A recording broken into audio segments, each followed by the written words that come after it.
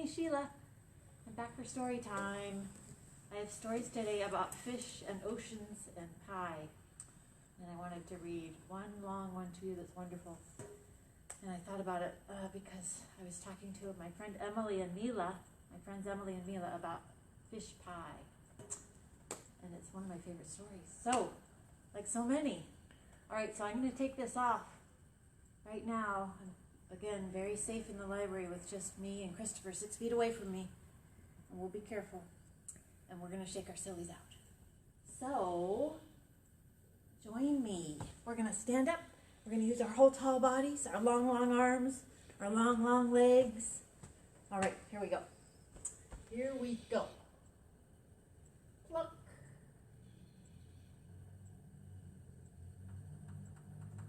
Go. There it is. There it is.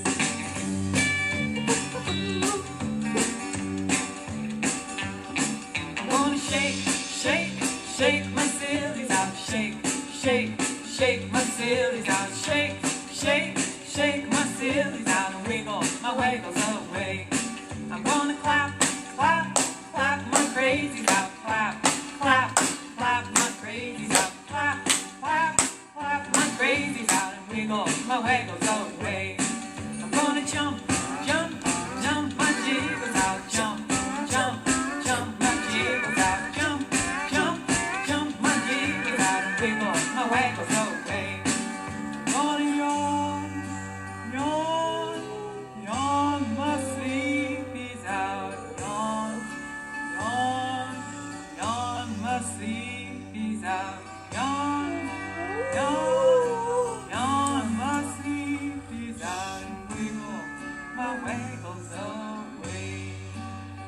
I'm gonna stretch, stretch, stretch my stretchies out. Stretch, stretch, stretch my stretchies out. Stretch, stretch, stretch my stretchies out. And wiggle my waggles away. Feels better. Oh, here we go again. I'm gonna shake, shake, shake my sillies out. Shake, shake, shake my sillies out. Shake, shake, shake my sillies out. And wiggle my waggles away. And wiggle my waggles away. Yay! All right, now I'm ready. Whew. Gosh, I have stories that are small pictures, but beautiful, stunning pictures of the ocean and of fish and of sailors and boats. All right, this is called The Mouse Hole Cat. It's by Antonia Barber with beautiful pictures by Nicola Bailey. Mouse Hole Cat. And you'll see that it's a different pronunciation as we get in here. This story is from Cornwall, England. It's long. It's so good. Here we go. At the far end of England, a land of rocks and moorland stretches itself out into a blue-green sea. Between its high headlands lie tiny sheltering harbors where the fishing boats hide when their winter storms are blowing. One of these harbors is so small, and the entrance between its great stone breakwaters is so narrow that fishermen call it the Mouse Hole. The people who live in the cottages around the harbor grew fond of that name, and they call their village Mouse Hole to this day. They say it in the Cornish way, Mousel, but you can say it any way you choose. Once there lived in that village a cat whose name was Mouser. She had an old cottage with a window overlooking the harbor, an old rocking chair with patchwork cushions, and an old fisherman named Tom.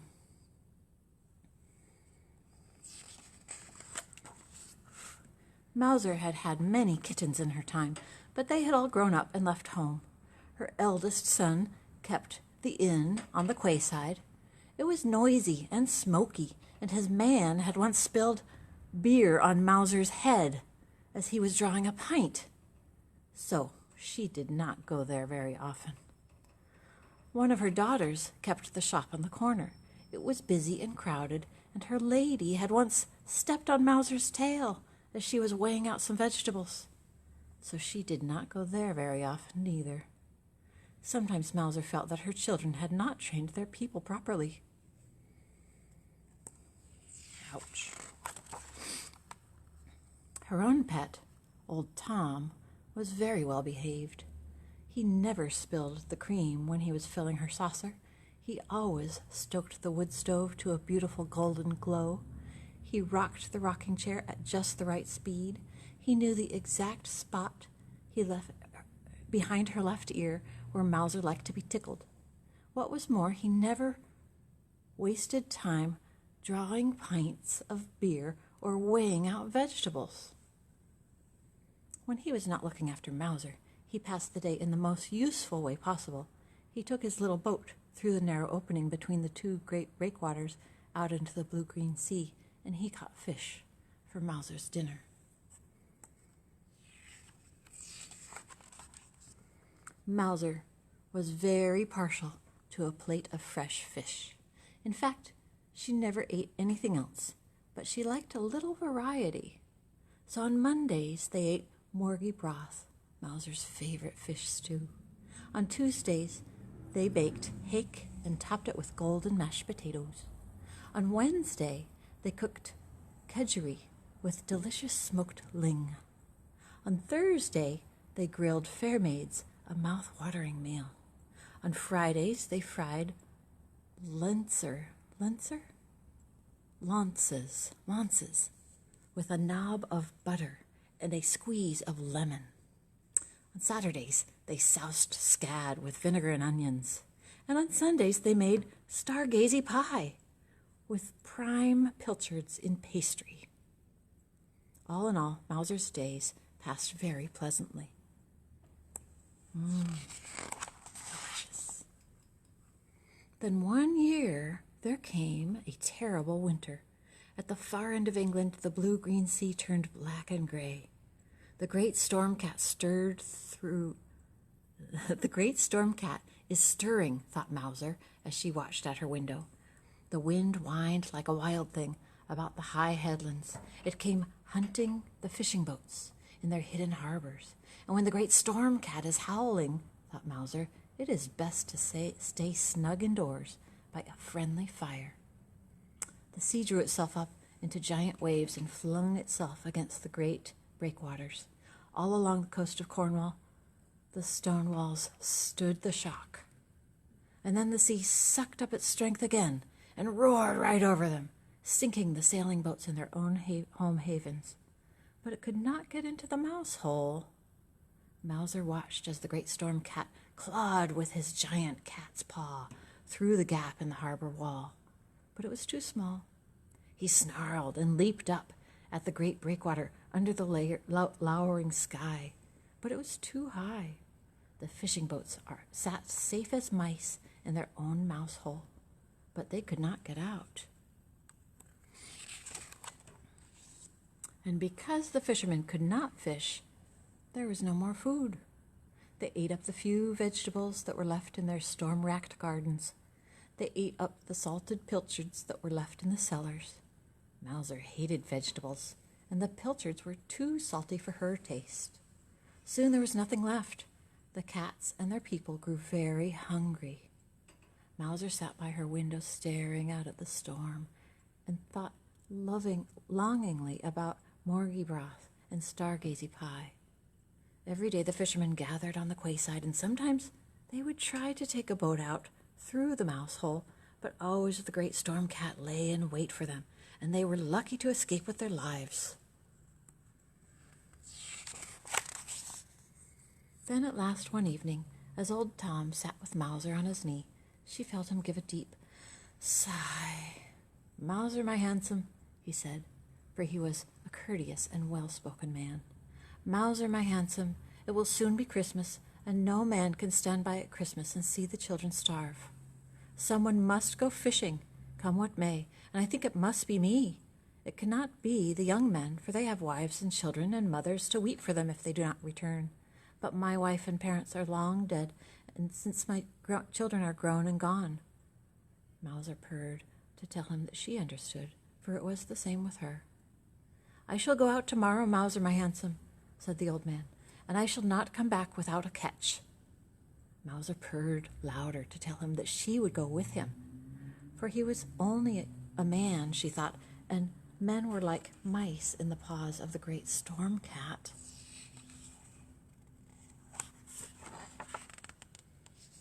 Besides, she knew that if he did not come back, she would not much care to live in her cottage without him. There would be no one to pour the cream, or stoke up the wood stove, or rock the rocking chair. There would be no one in all of the world who knew just where she liked to be tickled behind the left ear. "Tomorrow night, Mowser, my handsome," he said, "we shall eat morgie broth, baked hake, lingen launces, fair maids, soused scad, and stargazy pie." And then Mowser purred as if she would burst to tell him that she loved him more than any of these things. The next morning they set out very early before the others were awake. Before they went, Tom stoked up the old wood stove and damped it down so that it would burn steadily until they returned. And then he hung a lamp in the window so that it would be shining out across the harbor and light their way. As they reached the quayside, Mowser looked back through the wind and rain and thought how warm and welcoming the window looked.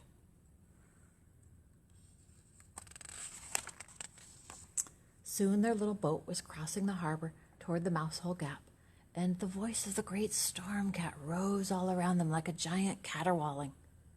As she listened to his wailing, Mowser felt a sudden strange sadness for him. How lonely he must be, she thought, endlessly hunting the men-mice in their deeps of darkness, and never returning to the rosy glow of a red-hot fire. And her kind heart was moved to comfort him. Many a tomcat had Mowser tamed in her time with the sweetness of her singing, and now she lifted her head, and she sang like a siren, joining her call with the cry of the great storm cat. And so it was that he was taken off guard as the little boat made its bid for freedom. Soothed by the sweetness of Mowser's serenade, the great storm cat paused in his prowling and pulled back his great giant cat's paw for a mere moment. Swiftly the little boat passed through the mouse hole and out into the open sea. Then the great storm cat played with them as a cat plays with a mouse. He would let them loose for a little as they fought their way toward the fishing grounds, and then down would come his giant cat's paw in a flurry of foam and water. But he did not yet strike to sink them, for that would have spoiled his sport. When he reached the fishing grounds, the sea was so rough that it was hard to put out their nets. "I fancy you must sing again, Mowser, my handsome," said Tom, "for your voice seems to soothe the sea like the sirens of old." So Mowser sang again, longer and louder than she had ever sung before. Indeed, old Tom was forced to block up his ears so that her siren song should not distract him from the business of fishing. And again the great storm cat paused in his play and sang with her until the nets were safely out.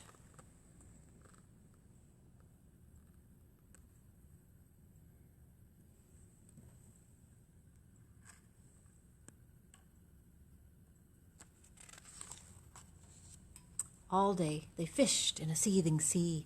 The waves were so high and the clouds so low that they soon lost sight of the shore. And all the time the great storm cat played with the little boat, striking it and then loosing it, but never quite sinking it.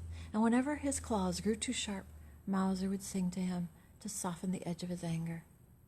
As evening came down, they hauled in the nets. Into the belly of the boat tumbled ling and launces and scad and hakes and fair maids, enough fish for a whole cauldron of morgie broth, enough pilchards for 100 stargazy pies. "Mowser, my handsome, we are all saved," said old Tom, "if we can but bring this haul home to harbor." But Mowser knew that the great storm cat would strike them when he saw them run for the shelter of the mouse hole. She knew that the game serves only to sharpen the appetite for the feast to follow. It is his meal or mine, thought Mowser, and she looked at the floundering fish in the belly of the boat.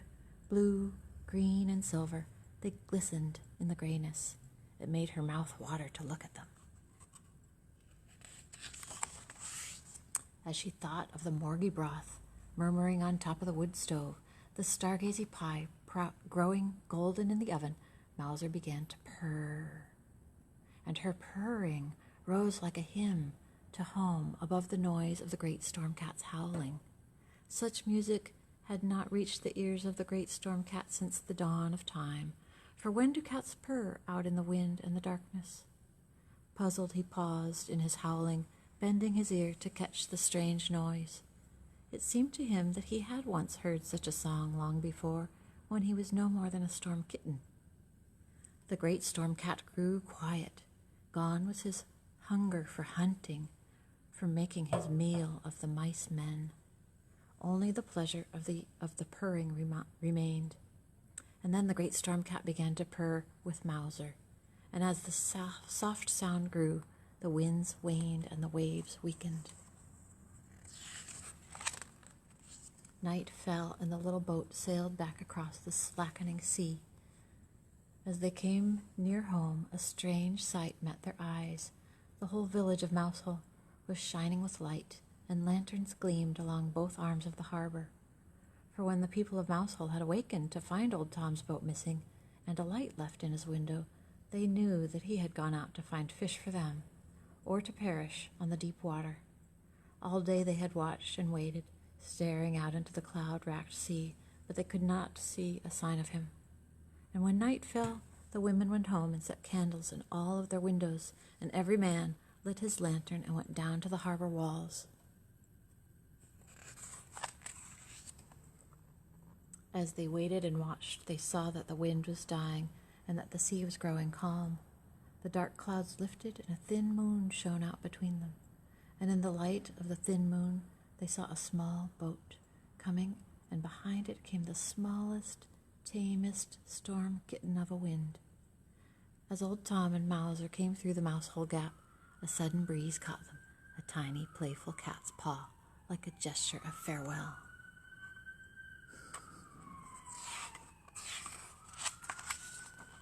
There was a great deal of cooking in Mousehole that night.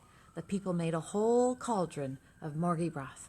They baked hake, they cooked kedgeree, they grilled fair maids, they fried launces, they soused scad, and they baked 100 stargazy pies. And then people and cats, they feasted together until the hunger was no more than a memory. And every year since that day, at the inn on the quayside, the people of Mousehole hold a fish feast on the night before Christmas Eve and raise their glasses to the memory of old Tom. And every year in the yard at the back of the inn, the cats of Mousehole gather and raise great howling to the memory of old Mouser. And every year folk come from all over Cornwall at Christmas time to see Mousehole lit up with 1,000 lights, shining their message of hope and a safe haven to all those who pass in peril of the sea. The end.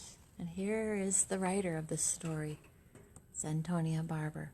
And here's the artist, Nicola Bailey. The Mousehole cat. The end. Oh, such a good story.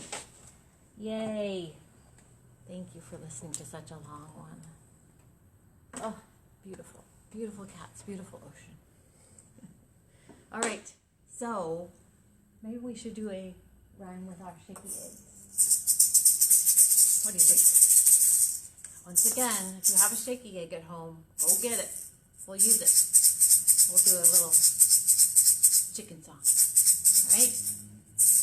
You can shake other things, though. You can shake anything. You can shake a shoe. All right, here we go. Chick, chick, chick, chick, chicken. Lay a little egg for me. Chick, chick, chick, chick, chicken. I want one for my tea. I haven't had an egg since breakfast, and now it's 3:30. So, chick, chick, chick, chick, chicken. Lay a little egg for me. Yay! All right, maybe Humpty Dumpty before we give up our eggs. So you can put anything on your hand and pretend it's Humpty. All right, here we go. Humpty Dumpty sat on the wall. Humpty Dumpty had a great fall. Oh no! All the king's horses and all the king's men couldn't put Humpty together again. Aw, poor Humpty Dumpty. All right, I have a flannel board, quick flannel board, and then a very quick story. It's taken up so much time. So, this is a flannel board about fish. It's a fishy color story. It's all about colors and fish. So we're going to start with this one. And these are flannel board pieces that were done one year by our high school intern, and she made them all with the help of our former librarian, Christina Nypaver. And so this is the fishy story. It goes like this. This morning I went fishing, and I caught a beautiful fish. But I don't know what kind it is.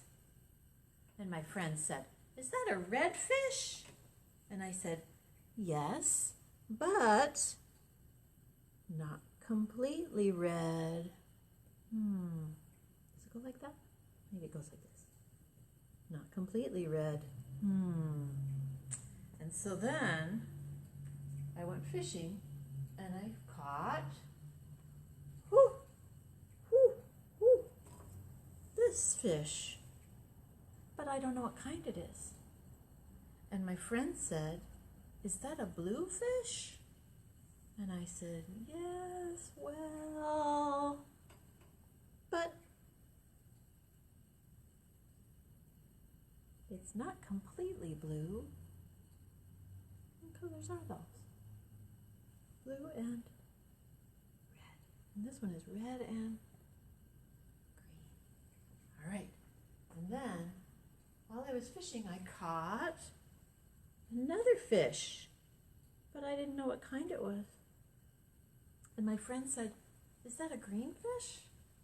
And I said, "Yes, well, but not completely green."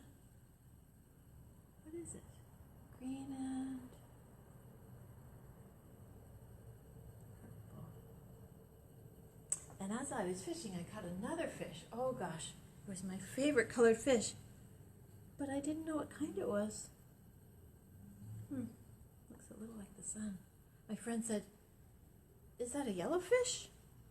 And I said, "Well, yes, but not completely yellow."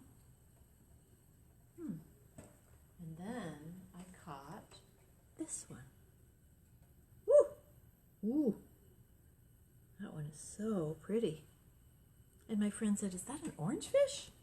And I said, "Well, not completely orange." These both have some black stripes, don't they? This one has some green. And another fish was in my net, and it was this one.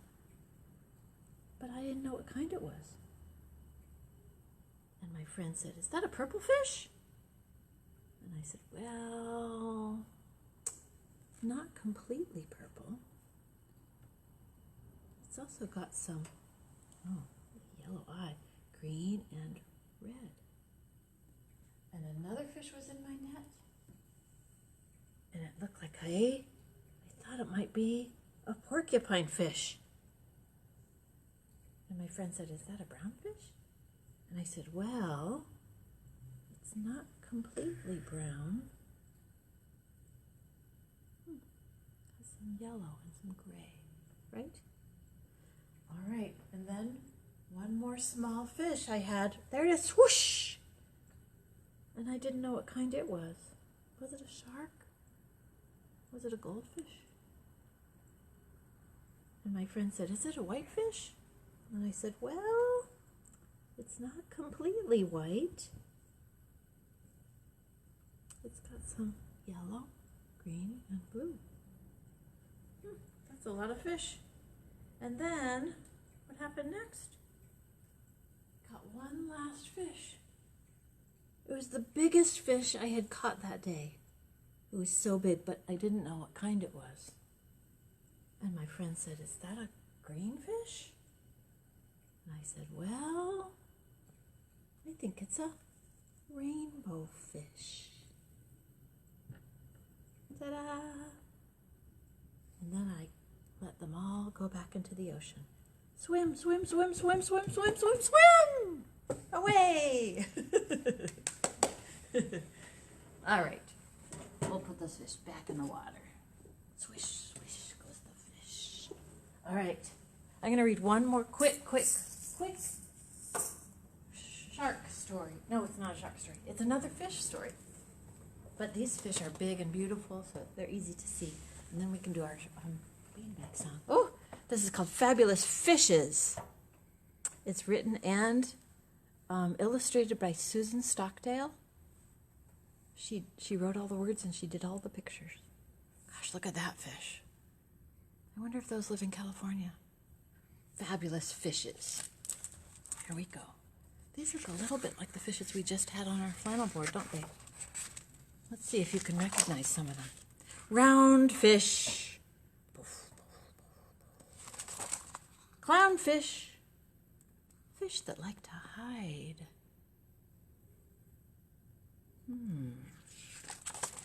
Striped fish. Spiked fish. Fish that leap and glide.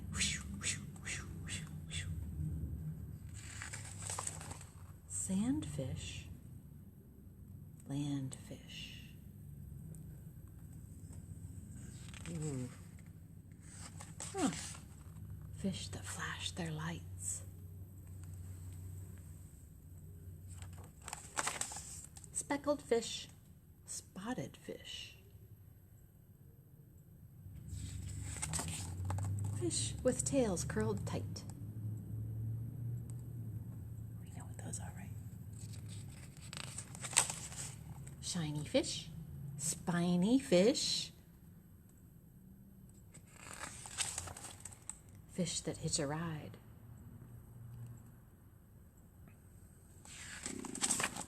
Flatfish. Catfish. Fish that ride the tide. Fish that swim in numbers. Fish that swim alone.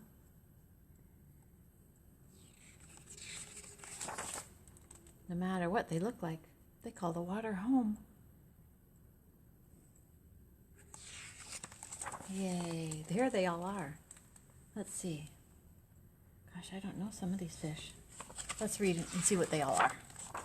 This one is called a discus fish. And this one, they said to us it was a clownfish. The hiding one is called a giant kelp fish. What's that striped one? The striped one is a butterfly fish. That one you might know. It's called, oh, it is a porcupine fish. Wow. And these, whoosh, whoosh, whoosh, they are flying fish. They're called flying fish. This one, these black and white ones, they're called sandfish, right? Oh, they're garden eels. Garden eels. The land fish are what? Mud skippers. Look at that, they're crawling on the sand. These glowing ones with lights. Oh man, these are lanternfish. This one, you know that one? I think it's a trout. Oh yeah, steelhead rainbow trout. And the spotted one, are these the eyes? What is it? It is blue spotted stingray. And these, you know these? What are they? They are seahorses. It looks like they have a horse's snout and a horse's tail. Seahorses. These shiny fish are sardines. You can see them at the Monterey Bay Aquarium. And the spiny fish is called a lionfish. Wow, looks like a mane of a lion. Lionfish. Ooh, the fish are hitching a ride on, they are remoras. And this is a whale shark. Remoras. They hitch a ride eating parasites on the body of the whalefish. And this flatfish, you know what that one is? It's a flounder. And this catfish is a catfish, right? And these, they ride the tide just like a surfer, right? Those are what? California grunions. Gosh, they're from here. California grunions. They're so little. All right, what's next? Fish that swim in numbers are blue-striped snappers. And this one, do you know this one with the spiky nose? I'm guessing it's a marlin. Is it a marlin? Swordfish? What is it? Oh, it's a swordfish. He's got his sword. She's got her sword on the end of her nose. And then, does it tell me what these are? Oh, this one is a clown triggerfish. Looks like a clown. And that is a scuba diver. Or a snorkeler. Gosh, we're so lucky to live near the ocean. All right, friends. Fabulous fishes. Makes me want to go jump in the water. Okay. Can we do our beanbag song? We brought a green beanbag today to be like the green waters of the ocean. Or a lake, maybe. So get your stuffy or get your beanbag, and we can do it together. Let's see, we need number. Go. Number. Go. 9. There. Oh, old technology. Yay! Okay, we're gonna start this song off by putting the beanbag on your shoulder.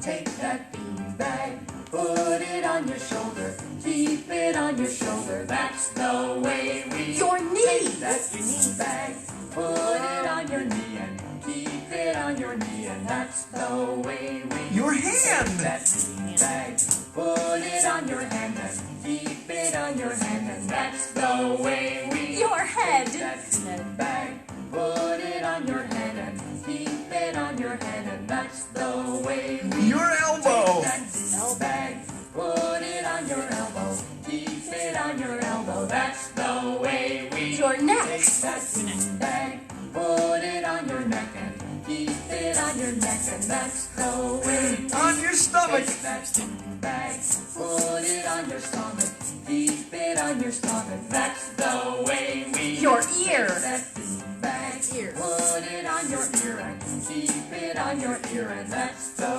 way we. Your Take wrist. that beanbag, put it on your wrist and keep it on your wrist, and that's the way we. Your Take nose. that beanbag, put it on your nose and keep it on your nose, and that's the way we. Your Take fingers. that beanbag, put it on your fingers, keep it on your fingers, that's the way we. Your forehead. Take that beanbag, put it on your forehead, keep it on your forehead, that's the way we. Your thumb. Take that beanbag, put it on your thumb and keep it on your thumb, and that's the way we. Your Take cheeks. that beanbag, put it on your cheek and keep it on your cheek, and that's the way we. Your foot. Take that beanbag, put it on your foot and keep it on your foot, and that's the way we. Your chin. Take that beanbag, put it on your chin and keep it on your chin, and that's the way we. Your Take ankle. that beanbag,